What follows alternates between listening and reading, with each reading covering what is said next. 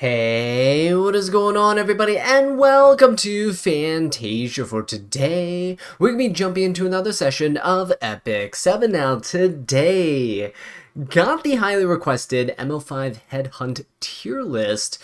I'm going to be approaching this tier list from my perspective as a standard player, and we're going to be categorizing the units into these 6 categories. First one is the must-have units. These are the units that I think that everyone can benefit from having on their account just because of their versatility in PvP and perhaps in PvE as well, but also just for fast or slow playstyles, everyone can benefit from them. The next tier is the very strong units. I think these units are very, very good in the meta currently, and they will always be have some sort of utility in a draft. Right, and they're not very super niche units. You can kind of splash them into teams as you see fit. Of course, everything has to vary depending on your opponent's draft. These are just very flexible units in general. Next up, we have decent units. These are starting to get into the more niche territories, but they're not specialized in one area. They're just good in certain situations, I would say. And these would you'll start to see the pattern of the units that get put here. They're units that can kind of act as bridge units. They're units that can have utility in terms of like cleansing or supporting the team usually, or they're just damage dealers that don't excel too well. Is not as strong as the very strong units, but they do have utility in terms of their damage output. Next up, we have niche units. These are going to be units that are very limited in their utility or their draft usage in RTA, or they're just not really seen all too much, but you'll see them occasionally in the right situations. Waifu and husbando units here are units that it's just a nice way of saying that they're not really too great. If you love them, if they're like your favorite ML5 unit, you don't have them, by all means, go for it. Hopefully they get a buff soon. But yeah, those are units that are going to be down there. Last but not least, we have the not available units. So these are going to be the units that just recently came out that you're not able to headhunt. So unfortunately, Abyssal Yufine, Navy Captain Landy, and where is she? ML Shu is actually in this list as well. So Urban Shadow Shu, right? We can throw those 3 in there right away because you can't choose those. So unfortunately, for those of you who weren't able to snag Landy or Abyssal Yufine, just not available for grabs. All right, let's go down the list though, and we'll just kind of slap them into where I think they go. We'll just go in alphabetical order, I guess, is what the tier list has in store for us. First is A Tywin. I think A Tywin is a very strong unit. This season, I've been using him in almost every single draft, and my win rate with him is about 65%, which is really strong. I think he has really good utility into so many units. There are things like Knockwall, right, running around. He essentially makes her bind, her S3, useless. She'll still reset your team, but you won't have the bind on anybody. He's pretty good in terms of countering players who don't have immunity. So when people draft things like Arwell, or if you take the hand guy and they're not picking LRK, then A Tywin is really, really strong in that regard. You can build him in many different ways. Some people build him with effect resistance. Some people build him with effectiveness. I personally build him with just pure bulk and speed. I think the effectiveness route is probably one of the better routes to go because you don't need to rely on your rage buff to be able to rip your S3 and reliably debuff the opponent's teams. But yeah, A Tywin is really strong. In PvE, very limited utility. Normally you can't stun things like bosses, but you can defense break with him, which is decent. He can also provide some utility for cleansing, but not usually a really good PvE unit. PvP though, super, super strong, and highly recommend you pick him up if you are playing standard. I think he's a really nice secret little tech that you can use against a lot of players.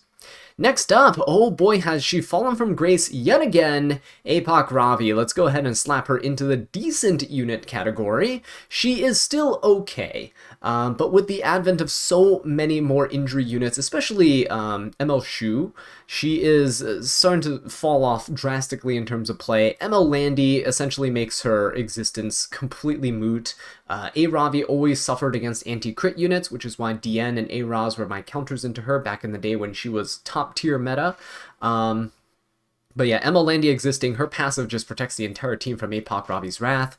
And, you know, things like Abyssal Euphine, you can just stack up your Fighting Spirit against the APOC Ravi and then eventually just one-shot her as well. A lot of units like Light Aiden, LQC, people are bringing back into the meta, and Light Aiden just absolutely demolishes APOC Ravi as well. So she has a lot of weaknesses. You can still use her.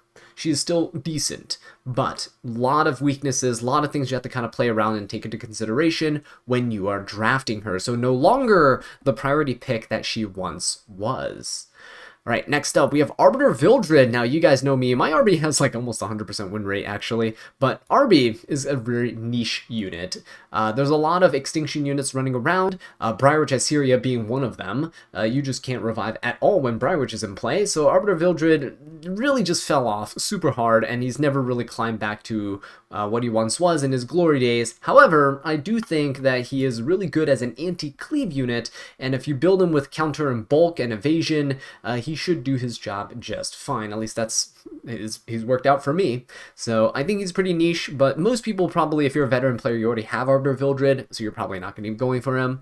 And a lot of players, if you had the original, I think, ML5 selector that you can get as a beginner player, you probably pick Spectre Tenebria. So Arbiter Vildred's still not a super viable pick here. A lot of units can farm PvE better than him anyway nowadays. Free Spiriteria is also free as well, so she kind of gets the job done too. Next up, we have Archdemon Shadow, and oh boy, yeah, she is like the definition of a niche unit. She used to be the only unit that can seal, and then Knockwall came to existence. So Knockwall kind of seals things more quickly than Archdemon can, but Arcdemon's still a pretty strong unit in general, just very, very niche in her situations. You can seal a lot of strong units. Most of the meta units nowadays have really good passives, so things like Abyssal Euphine, Navy Captain Landy, right? You can seal those. APOC Ravi, you can seal. A Tywin can seal, make sure you can't cleanse, for example. So many different units that you can take advantage of. But again, she's usually built really slow, really bulky. I have mine built with resistance, and I just don't really find too many situations where I can pull her out reliably. Again, she's a dark unit in a light meta where Aiden exists, so she can get nuked into oblivion pretty quickly. Speaking of nuking things into oblivion, next up is Architect Laika, and oh boy is she a very, very strong pick. Laika and Straze together are both super oppressive, especially if your opponent has first pick and you're drafting really slow. If your whole draft is slow, they last pick Architect Laika and Straze, and it's essentially a 3v4 at that point with nothing you can do about it. So she is super strong. I wish I had her. I don't have her, unfortunately. But yeah, I think really good pick overall in PvP. Alright, next up, Astromancer Elena. This one's a pretty controversial unit because some people think she's absolutely worthless and that Knockwall's better, and some people think that she is actually really, really good, really strong. I wouldn't say that she's actually super, super strong, but I will say that she is pretty niche. You can use her. It depends on how you build her. I know Cleave teams actually probably will put her up a bit higher. As a standard player myself, I'm putting her a bit lower in the niche category. Mine's built as a bruiser, about 17k HP, 1k defense. She has a little bit of damage, 3,000 attack and 200 something crit damage, but she'll do a little bit of damage, but her most important role is just to stay alive and prevent the opponent from countering, which she does pretty well at. Now, you do need to support her with a lot of teammates in order to get that to happen. I actually haven't tested her extensively in RTA, but I know she is pretty niche in that regard. Even Cleave teams tend to shy away from Astromancer Elena in favor of other options when faced with something like ML Landy. And by other options, I mean they're just probably going to be banning ML Landy, so they don't have to deal with her. But yeah, Astromancer Elena, pretty niche, pretty good in Guild Wars though. If you have her, she probably moves up a couple tiers in Guild Wars. But in RTA, I think she's pretty niche. Next up, we got Bellion. Now, Bellion is a unit that if she is going to do well in a game, she's going to do well in the game. I wouldn't say she's super niche, because she does counter quite a few very strong units in the meta. I'd say she's pretty decent. So she's not super strong because there are a lot of units that can take advantage of her exclusively AoE attacks. So I would put her here. because she does have certain weaknesses like Apoc Ravi. However, she's not as niche as something like Astromancer Elena. It's not like you have to bring her into opponents that use Book. She is really good into mages, of course, because they don't get souls, but she is also really good at attacking units that would normally stealth. She's also a really good unit if you build her on injury and you want to injury down very bulky teams. But yeah, things like LRK definitely benefit from her. Things like Rylot can take advantage of her weak damage and AoE attacks to stack up his focus and then nuke you back. She definitely has her weaknesses, but again, very decent, very decent. Next up, Blood Moon Haste. So straight off into the waifu and husbando camp because there is nothing that we can do about him right now. He is in limbo until Smallgate decides to buff him, and I know people want him buffed, and I think he will get buffed very soon. I mean, episode 5 is all in vampire territory, so what better unit to buff than him? They just need to find a role for him in the meta. I think right now, if they just buffed him as he is and tried to keep his same kit, reviving is not really a thing because of the next unit that we're talking about, Briarwitch Iseria. So Briarwitch is actually in my opinion, one of the must-have units, one of the few must-have units in this list, and it's because she is so strong after her buff that she's ridiculous. Not only does she have extra hit chance, so she's good against evasion units, think about things like Aiden, for example, or Rylot, but then she also has defense breaks in her kit. She also has ignore resistance, Soulburn, which is an AoE and an attack. She's an ML5 and she has extra hit chance, so she's basically never missing. You can't just stop her from debuffing you. And she also carries Unbuffable in her kit, so most players are probably building her with about 100-something resist, and they're building her with a bit of damage and some speed. 230, 240 speed is pretty decent. I've seen faster as well. But she is normally there to put Unbuffable on key units like Karinas, LRKs. You can just absolutely demolish evasion units. Again, like Rylot can't get his evasion buff, so even if you build her without a ton of damage, Rylot's dead. Briarwitch is insane. And she can also be used in PvE as well. Consistent defense breaks in her kits, not terrible. But yeah, highly recommend picking up Briarwitch if you don't have her. She also has a passive that just prevents anyone from reviving from both sides. So if you're a reviver player, you know, be wary if you're drafting her. But otherwise, against things like Destina, against things like Maid Chloe, she single-handedly drove Destina out of the meta, right? So that's how powerful she is. Next up, we have Closer Charles. Now, Closer Charles, I think, is a pretty decent unit.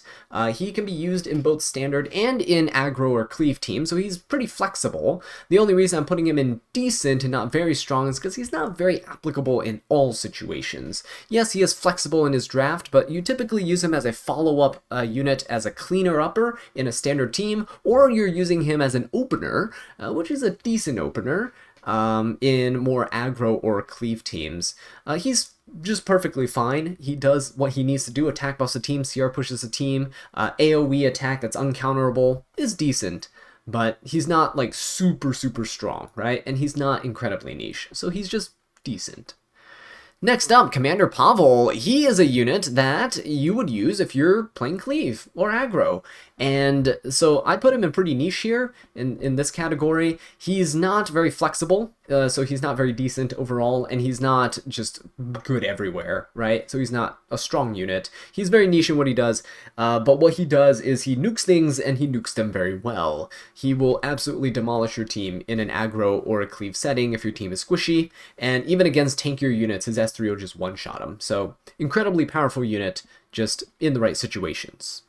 Next up, C. Lilius. A lot of you guys always try to decide between C. Lilius and Handguy, and C. Lilius, even though she's kind of fallen off a little bit with the advent of Bunny Dom's buffs, she is still in my opinion, one of the must-have units in the game. C. Lilius is one of those units that will absolutely demolish you, and if you're unprepared, right? You still see her in Guild War defenses sometimes. You see her in PvE, in Hall of Trials. People use her all the time in Ancient Inheritance as well. Super versatile, super usable. You just really can't beat an AoE vigor buff for the team with an AoE attack down that doesn't need to attack the opponent with consistent dual attacks every single turn and a redirected provoke that can be extend it to 2 turns. She is super, super oppressive, and she's been dominating the meta for a couple years now, and she's still doing so whenever she has the chance.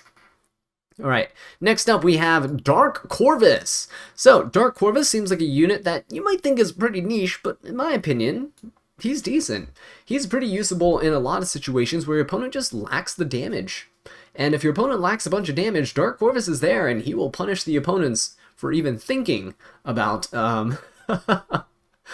bringing no damage into the fight. So if you see a team with a bunch of Soul Weavers or a bunch of Knights and really like one damage dealer that's like not very heavy hitting, then Dark Corvus is the person to go to. As long as they don't have injury, you'll be fine and you'll be able to destroy everything. Eventually. He's not going to destroy things like Cleave, but you will eventually destroy everything. Next up, DDR. Now, DDR is going to get his buff in a few days. Even with his buff, though, I don't think, because he doesn't have, like, cleansing or healing in his kit, he's really artifact dependent in how you use him. But I think he's going to be a pretty decent unit as of right now. With his buffs, I think he probably could move up here to a very strong unit. So I'm going to put him in like kind of this middle section between decent and very strong. We're still going to have to test him after he releases, so I'm not going to slap him in very strong for this list. I'm just going to put him as decent. Right now, as he stands, he's very good with injury, with control, with applying a bunch of pressure to the opponent, right? It essentially forces them to have an immunity buffer or a cleanser on the team. But after his buff, he will be able to strip things, so now he can single-handedly deal damage with his detonations, apply injury with his venom, and he will also just be a really good team support unit, right? Depending on how you build him, if you build him speedy or keep him on counter. But for now, decent. Decent. Another person that's going to be joining him in the decent category is my old friend DJB. That's right, Desert Jewel Basar is decent. He's not very niche. He's not like only used against anti-cleave units. He's good against barrier units. He's pretty good in standard teams as long as the fights don't last incredibly long. And he's, of course, good against aggro or cleave players. If you have him on Eternus or maybe Soul Constellation to cut with, he's actually not bad because he has a pretty good, strong CR push, 30% for the entire team, with immunity, with a full team cleanse. So you can counter a lot of openers with him. The only problem with him and why he's not a very strong unit is he's squishy. You have to build him with a ton of effect resistance because it's a trash stat, and effectiveness will always win, no matter what. So DJB, yeah, you have to relegate too many stats away from his bulk, so he doesn't survive long enough in longer fights, which is why I think he's only decent. Another unit that I think is decent is Lilibet, Designer Lilibet. That's right, she's going to be joining DJB here in the decent club, and the reason why is because she can get sealed and reset. So if you get sealed or reset by things like Knockwall or things like Lua, Lilibet really doesn't have too much of a place. I mean, she's good against things like Seed Lilius. She's good against debuffers like Briarwitch. She's good against certain openers that put a bunch of debuffs out on the team, right? Maybe against a Tywin, you can argue that she's okay as long as you hold her S3. But the fact that she gets sealed by Knockwall, reset by Lua, reset by Knockwall, reset by so many other things, so many other factors as well, and the fact that she's dark, so you can get nuked by Light Aidens, makes her kind of just okay to use in the right situations, of course. But she's not super niche, right? You can use her against standard teams, against cleave teams, aggro teams, but it just depends on whether or not they have the tools to deal with her. If they do, she's a dead pick. But if they don't, pretty good pick. Because she's also a damage dealer, a defense scaling bruiser, right? So not too bad in terms of her overall utility. Next up, speaking of utility, we got Faithless Lidica, my favorite unit in the entire game. But unfortunately, we have to relegate her to decent again. I think she's okay. I think she's a pretty good unit. The fact that she has access to Guiding Light makes her good against things like Zeo, and the fact that she can push up the team and also strip a bunch of buffs on the team also makes her pretty good. And while it might seem like a weakness that her S2 gives her combat readiness instead of giving her an extra turn, not bad. You can still use her against things like Bunny Dom, right? Now, the reason why she's only in decent and not very strong is because her base speed is still pretty slow. Yes, you can build her like 280 like mine. Some people have 290, almost 300 speed on her. But when you get to that point, I mean, you can build like a Ron at like 320 speed. So, you know, Flitica is just a little too slow in her base speed. She's decent though. With a full team reset on her S3, she's also one of the reasons why Dilibet can't compete. You can reset with Flitica as well there. But yeah, pretty good into things like Hand Guy. Really good like kind of anti-meta pick. Zeo, Hand Guy, she's good against. Next up, we have Fallen Cecilia. Now, she is a unit that unfortunately just kind of pales in comparison to Arwell, and I'm hoping that she will get some form of a buff that kind of makes her a bit more unique in that regard. Maybe she could be something that's good against, like, Midnight Galililius, for example. Something that Midnight Galililius can't really kill through. That'd be kind of cool. But Fallen Cecilia, as of right now, if you pick her, you're probably going to get Barrier Inverted by DJB or Ning Ning, and you're probably going to get absolutely demolished by Light Aiden, because, again, she's dark, and it's a light meta. Her skill null is pretty good, but because it's an AoE against things like Aiden or any other unit that has counter attacks or Bolognas or things that charge up focus or fighting spirit and have an AoE attack, you're just going to lose your skill null almost immediately, so kind of lame. Would be nice if she had like a 2-turn skill null or something cool, something unique that makes her stand out. But as of right now, I probably would not pick her as a selector. I just put her, unless of course you love her, but Waifu and Husbando unit. Judge Kisei, so one of the units that can also reset, rest in peace Dilibet, but Judge Kisei is actually, unfortunately, just in the Waifu and Husbando tier list. If you love her, you love her. Her skin looks amazing. I really want to use her so bad.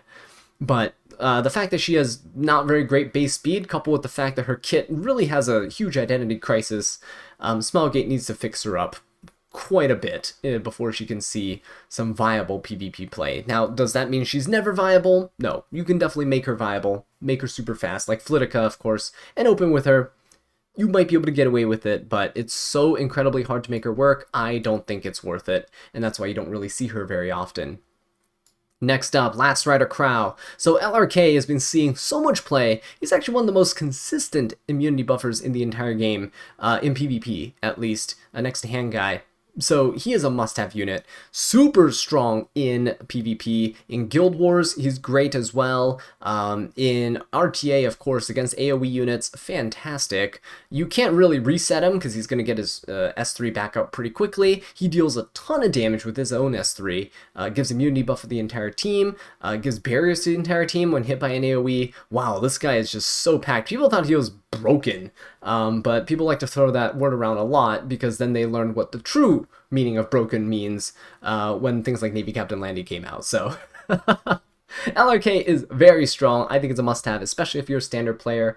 Even if you're not a standard player, he's still a pretty good unit to have in your roster. LRK Cleave was also a thing. You can play aggro with him as well. Build him really fast. You don't need a ton of effect res or anything. Build him fast, let him go, vroom vroom, burn through people's high defense units with true damage, and you can make things work, right? Really good unit.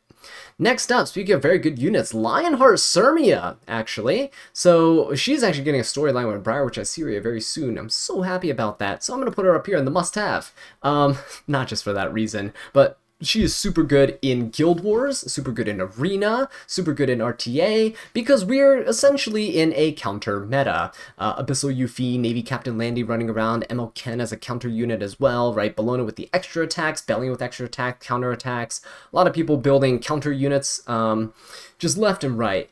And not just limited to ML5 units, right? Like the ones you see here on the screen. There's so many units in general that she counters really hard. Now, does she have weaknesses? Yeah, she definitely does. But do they outweigh her benefits? No, they don't. She is such a good, strong, consistent unit, and with her combat readiness push that she gets now, she can turn cycles so well. She can cut, she can destroy your team. She couples really well with Briarwitch. Briarwitch will AoE, and AoE probably triggers Elbrus or a counterattack from somebody. Not only do you defense break everybody with Briarwitch, but once you get a counterattack from, let's say, an ML Landy, Lionheart pushes herself up, cuts the team, S3s, it's over. So a lot of good combos you can do with her. She's also very versatile in her build. Some people build lifesteal, some people build destruction. Destruction seems to be the go-to now for just a bunch of damage, and you can just essentially cleave with her too. I see cleave people using her as well to counter things like Ed, to counter units that might counterattack, right, on their turn. So even if you're going up against Navy Captain Landy, you might have this like almost no HP Lionheart Sirmia that just nukes you into oblivion with a single hit. Very, very strong unit. Alright, next up we have Little Queen Charlotte. I think LQC is a pretty decent unit. I've been using her quite a bit, actually. Now, you might put her in the niche category, right, against, like, dark units, but I think she's still pretty good in general. As long as there's a dark unit on the other team, that being really the only condition, but it's not that hard to achieve, seeing that Hand Guy and other dark units like Pilus are really popular right now in the meta. Things like Lone Crescent Bellona, right, ML Kens, for example. They're running all over the place. Abyssal Euphine, right? ML Shu. So LQC I use into things like ML Shu or Abyssal Euphine. I use her into things like ML Ken as well. So she is really good at just nuking things, but I think people tend to forget that she has a ton of splash damage, like Karina. So I'd say that she's comparable to Karina, but with like a little extra hurdle to get over. So she can one-shot a dark unit pretty easily, one-shotting Abyssal Euphine's ML Shoes. You've seen them in my videos, but the splash damage she does to units that like Midnight Gala Lilius, to Spectre Tenebrias, absolutely insane, and I think should not be discounted. So she's a pretty good unit overall. She also just provides damage mitigation for the team, decreasing the damage obtained, or that the teammates get, that they absorb by 15% if it's a crit. Well, that was a long-winded way of explaining that. But yeah, mitigates 15% of critical hit damage for the team, and very good. Very good overall. Next up, though, you know what's better? Lone Crescent Bellona. Lone Crescent Bellona is basically LQC, but on crack, because she is also neutral DPS, and by that I mean Little Queen Charlotte doesn't have debuffs in her kit, neither does Lone Crescent Bellona, and they're both Moonlight characters, so they can, you know, attack anybody pretty reliably. But Lone Crescent Bellona is just way, way stronger at dealing with certain situations. I'm putting her in very strong, not necessarily a must-have. After her buff, she might be, but as of right now, very strong unit. She still has glaring weaknesses, for example, Aiden. Aiden can just nuke her into oblivion, so can Little Queen Charlotte, actually, but that's besides the point. Lone Crescent Bellona also has a bit of a weakness in that you can get countered by things like Rowana. You do feed units like LRK sometimes, but if you build her correctly, if you build her with something like Counter Destruction with a ton of damage, you can nuke Navy Captain Landys into oblivion. You can run Sigurd's Scythe for self-sustaining healing. She grants Vigor buff to herself to the team. She does need a little bit of setup though. She's not fully independent like these units up there, I would say. She does kind of benefit a ton from an attack buffer, so if you have one, like Mediator Cowwork, for example, then it'll work out pretty well for you. Speaking of attack buffers, next up on the list is Maid Chloe. Do you guys love these fluid transitions that I have? If you love them, please be sure to leave a like and subscribe for more smooth, buttery smooth transitions between units here. But next up we have Maid Chloe. So Maid Chloe is a unit that I think is actually pretty good. However, she's pretty niche in the end. And the reason why is because Briarwitch exists, so Destina got dethroned as one of the best Soul Weavers in the game, and then during that time, Maid Chloe is actually a really good contender with Destina as well. But Maid Chloe is pretty niche in that you use her in teams that have a ton of effect res. You would actually have to build your entire roster, your entire account around Maid Chloe drafts. So, like, for example, if you bring Little Queen Charlotte and Maid Chloe together, your LQC is probably going to have about 60-70% effect res in her stat line. Just so Maid Chloe, her passive, Shamadra Staff, or her Team Imprints, is going to top LQC up to 100 plus resistance, right? If your Archdemon's built with like 100 resistance, then your Maid Chloe will make her like about 150, 160 effect resistance. So you're tailoring your entire team, your entire account around having this Maid Chloe here in your drafts. And Maid Chloe players definitely do that, but she is still very niche in that regard. Not everyone's going to be able to pull it off. If you have 0 effect res units all around Maid Chloe, she's probably not going to be as effective as if you tailor make everything to fit her style. But yeah, that's why I think she's pretty niche. But again, if you're trying to pursue that style, if all your gear is rolling effect res and you're like, why does my DPS have like 60, 70 effect res all the time? Maybe Maid Chloe is the tech for you. All right, next up, speaking of techs against the meta right now, ML Ken, oh boy, now this is the buff that I think ML Ken deserves. ML Ken is a very strong unit now, super incredibly strong, starts off with Vigor buff, incredibly bulky and tanky, you can build him with no speed, he's going to counter, he's going to kick your face in, he's always going to crit, against anti-crit units. You can soul burn for his S1 to always crit as well. Consistency, which is always key. ML Ken just became super consistent as a damage dealer and super scary as well, because he'll also counter and provoke you if you crit another one of his allies. Essentially, if you don't have immunity and you fight an ML Ken, you're dead. So... He's really strong. In Guild Wars as well, you can absolutely destroy ML Landy defenses with ML Ken. Build him with some resistance, or just have a Christian build her up, put him in the back line. Christy's going to help protect him. You'll be good. Yeah, ML Ken, rise to glory. The time is now. Alright, next up, Mediator Cowrick. Of course, Mediator Cowrick is a must-have unit. You can't play Standard without him, in my opinion. Now, of course... he's falling off a little bit in the meta. Definitely falling off a little bit, for sure. You still have things like Lua to contend with that can reset you. Same with Knockwall to reset you. And a lot of players are just playing around him. You can also have things like Midnight God Lilius to go ahead and one-shot him if you don't have damage mitigation. Even if you do, some of them still one-shot. Mediator Cowrick is really good, though. He is super good as a immunity buffer, as a full team cleanser. He self-cleanses himself. It's unlike if Destina gets controlled by a unit, for example. You can't cleanse anything until your next turn where you're not stunned or asleep. But Mediator Cowrick, that never happens. He's very consistent, reliable. Barriers for the team, attack down for the team. You can protect your team. Barriers are essentially pseudo-healing as well. So yeah, very, very good for turn cycling too with his S1, his own S3 for himself. Just an absolutely flawless unit, and honestly, a bit busted, but hey, it's 2023 and we have ML Landy, so what do you know? Next up, Operator Sigret. So, Operator Sigret is really good against barrier units. However, I would say that OpSig and Arunka are kind of in that same category where they're just a little bit niche. Her damage when there are no barriers is pretty abysmal, kind of like Arunka's. And unlike Arunka, though, she's pretty squishy, which means she's not going to do all too well outside of aggro or cleave teams. Now, I have seen people use opener Operator Cigarettes against things like Arwell. You can actually just S3 instead of going for an S2, push everybody back as you ignore res when they have a barrier. And barriers are pretty common in the meta, right? LRK, Mediator Cowrick, Arwell, C. Lilius, you know, bunch of units that can put barriers on themselves of the team. So OpSig does have some utility. Very niche though. Very, very niche. Next up, speaking of niche, Pirate Captain Flan, but she's not going to go in the niche category. Oh no, she's a very good control unit, and she's a unit that can literally control an entire team by herself if you don't have a cleanser or an immunity buffer. So Pirate Captain Flan is going to go in the very strong unit category.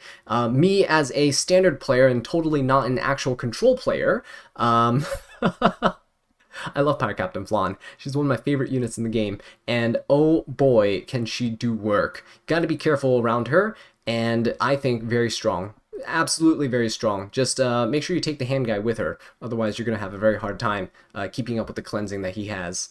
Next up, we have Remnant Violet. So Remnant Violet, really good against ML Landy actually, pretty decent option. Pretty good, decent to Abyssal Yufine too. Defense Pen and Evasion is actually not terrible right now, which is also why Aiden's pretty good too, but you know.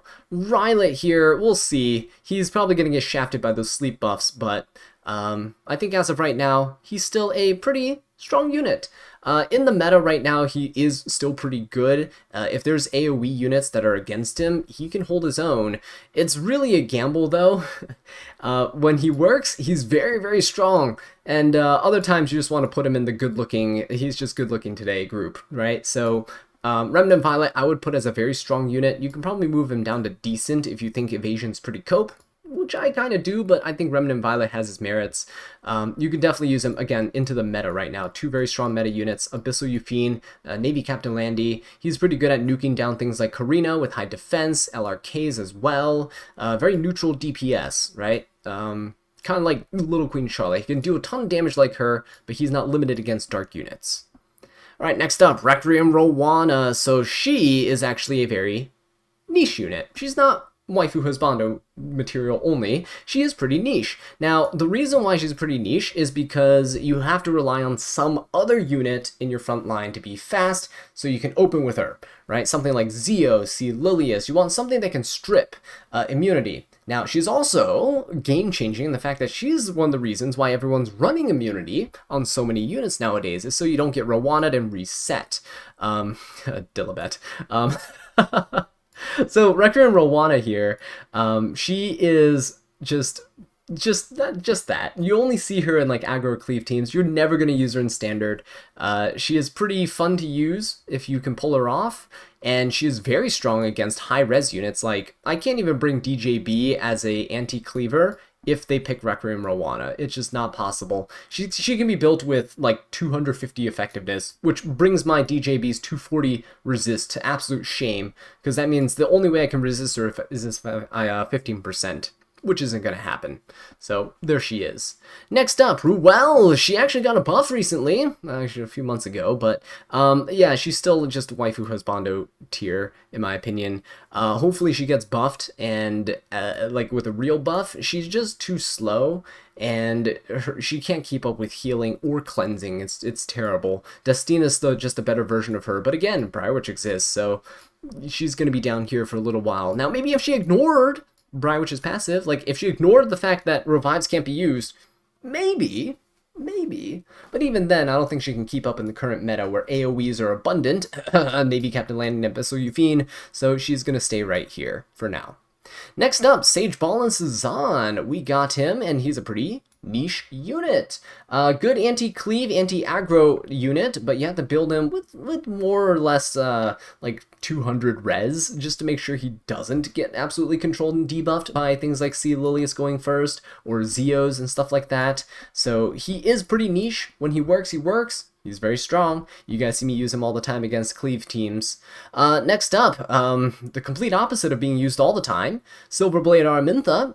So she's gonna be a waifu, so if you like her, you like her. Otherwise, you could argue that she's very niche, but in my opinion, she's less niche and more kind of eye candy, because Pirate Captain Flan does her job, but much more consistently. You can actually use her quite a bit, though, in some aggro cleave teams as a follow-up unit. So if you don't deal enough damage to kill, you control them with Silverblade Araminta, but then again, if you're not dealing enough damage to kill, then you're probably screwed if you're a cleaver aggro player, so do keep that in mind. Next up, Solitaria. Oh boy, anti-focus is so strong that they decided to stop making focus units and they started making fighting spirit units instead, right? So Solitaria, very strong unit. That's why Navy Captain Landy uses fighting spirit, not focus, even though she increases in 20% increments. That's why Abyssal, or 25% increments, actually. Maybe that works. Maybe it's fine for fighting spirit. Abyssal Yufine, though. 20% fighting spirit increments, could have been focus instead, but they used fighting spirit. Why? Solitaria. I think the last unit that got released with focus was Ocean Breeze Luluka, and look what happens every time you pick her. Solitaria. That's right. Completely shuts down focus, and she, like Pirate Captain Flan, can just control entire teams for free, for no reason at all. You can even put Fairy Tale for a Nightmare on her, and she does damage too. How insane is that? And she has the ability to strip buffs with the rest one. AoE, it's crazy. So Solitaria, very strong, very, very strong, especially against teams without cleanses, that they can't resist your control teams, essentially. Next up, Specimen says, think about units that we can't resist. He couples so well with Solitaria. But unfortunately, he's just some eye candy, at least for RTA. You can definitely pull him off for fun in things like Guild Wars, but he's not consistent enough in any regard to be usable in RTA consistently, especially in this meta, again, with things like Navy Captain Landy who can't be stunned, Abyssal Yufine who can cleanse herself if she's at full fighting spirit, you have units that punish counters like Lionheart Sirmia, you have units who benefit from AoEs like Last Rider Crow. You're going to be hard-pressed against things like a Tywin to keep stuns on your opponent and not get completely destroyed yourself by things like Lone Crescent Bologna or ML Ken, who's going to hurt quite a bit, right? So Specimen says, unfortunately, is going to linger down there for a while. Next up, Spectre Tenebria. You should have her. if you started the game and you have that ML selector there, you should just have her in the Moonlight Connections. Just get her. She's really good. Really good. Now, she has fallen off a little bit because the rise of AoEs from Navy Captain Landing and Abyssal Euphine. Do you notice that we keep going back to them? Anyway, Spectre Tenebria here, still very strong. If your opponent is picking mostly single target units, like maybe they have a Lone Crescent Bellona, I know her S2 is AoE, but it's usually not enough if you build her a bulky bruiser. You know, other units that are just single target, right? Spectre Tenebria punishes them super, super hard. Now, you can build her with a variety of different builds. Mine's on lifesteal, and she's pretty bulky. Some people build her on speed and penetration, destruction and penetration even. So she can be a very heavy-hitting unit that can also help your cleave teams, right? She could be like a cleanup unit as well. Okay, moving on. We have Spirit Eye Celine, and oh boy, one of my favorite designs in the entire game, but unfortunately I have to relegate her to decent. That's right. Another one for the decent pile. I don't think she's incredibly niche. I think she actually has places in quite a few teams. You do have to be careful about true damage, though. So what I mean by that is Karina splash damage, Rimuru splash damage, right? Units that can just hit you like Rocket Punch Gauntlet with like Pilus nowadays. So she is decent, but you have to be careful about what your opponent currently has. She's pretty strong against units that can't help themselves but hit you, like Bellion or other AoE units, but she's also really weak to control units like Solitaria and Pirate Captain Flan, so you gotta make sure she has a cleanser on the team. She is pretty good as anti-cleave or anti-aggro if you have her on what is that artifact called? Celine's artifact, the Secret Art Storm Sword, right? You can have her on that, and she's pretty good with it. She can cut the opponent, use her S3. Your whole team's immortal. That's never bad. But yeah, pretty decent overall. Next up, we got Straze. Oh yeah, you betcha. He's going to be joining ML Leica in the very strong units category. And yeah, this guy is absolutely insane for locking you down with Leica. You don't even need to have Leica to just slap Straze into a team where there's a bunch of slow units, and you can be like, well, your tank is dead, and it's going to be a 4v3. That's all you need to know. Slap him on Benimaru's Tachi if you want to be more consistent, though. Next up, Sylvan Sage Vivian. She is a unit that I think is... I would say she's decent. She is really good against things like Spectre Tenebria, Last Rider Crow. She's not super niche, right? Like these anti-cleave units or things that require a ton of setup. She's just good against a certain group of units. So Spectre, she's good against LRK, she's good against APOC Ravi, right? But she is pretty, again, weak to things like Spirit Eye Celine is weak to. So Karina's, Rimarus, those types of units that can maybe do burns, like Bihu as well, right? Pretty good against Sylvan Sage Vivian. She's starting to fall off a little bit more and more and more and more with every passing month, but I would say that if you're fighting against things like LRK Spectre and as a combo, she's pretty good, pretty decent. Okay, next up, 3 more left. We're almost there. So top model Luluka, she is actually just not that great right now.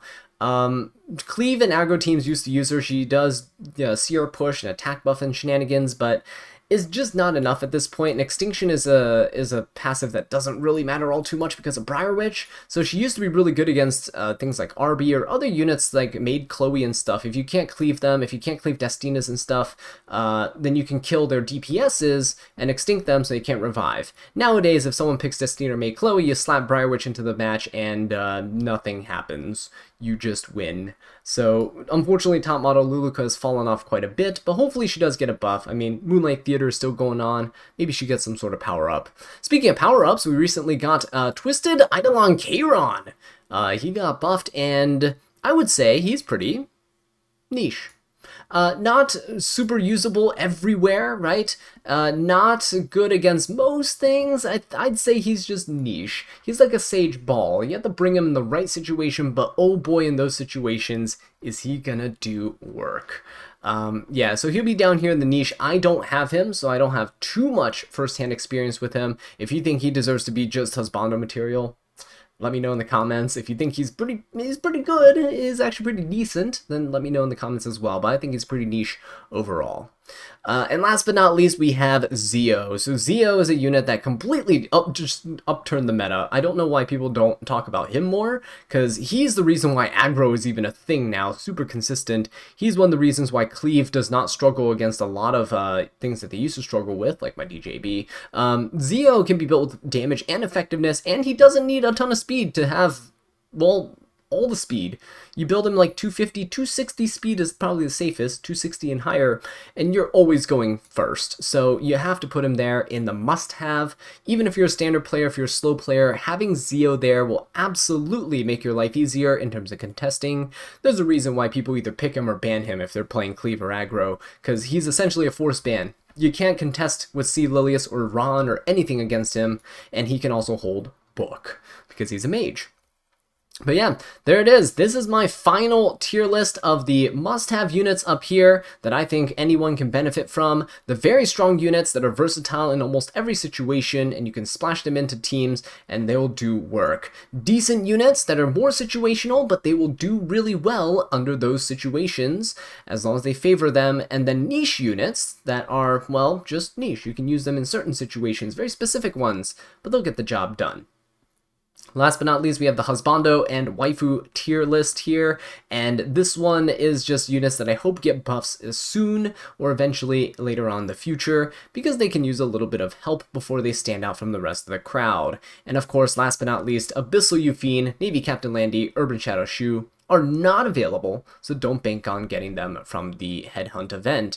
But yeah, in any case, let me know what you guys think of my tier list here. Do you agree? Do you disagree? Would you move some units around? Let me know. Again, these are all units that are based on my experience as a standard player, and from my experience either using them or fighting them in the meta. But with that being said though, guys, thank you so much for watching this video. I really do appreciate it. If you enjoyed it, please leave a like and subscribe for more Epic 7 content. And until next time, take care.